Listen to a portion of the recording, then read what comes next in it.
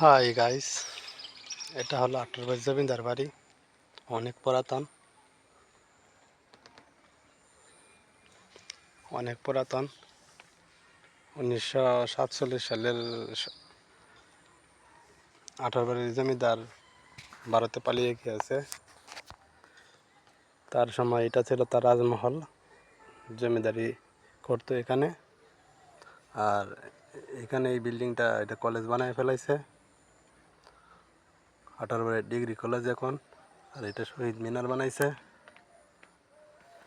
আর এদের সামনে একটা পুকুর আছে, ভিতরে আরও পুকুর আছে।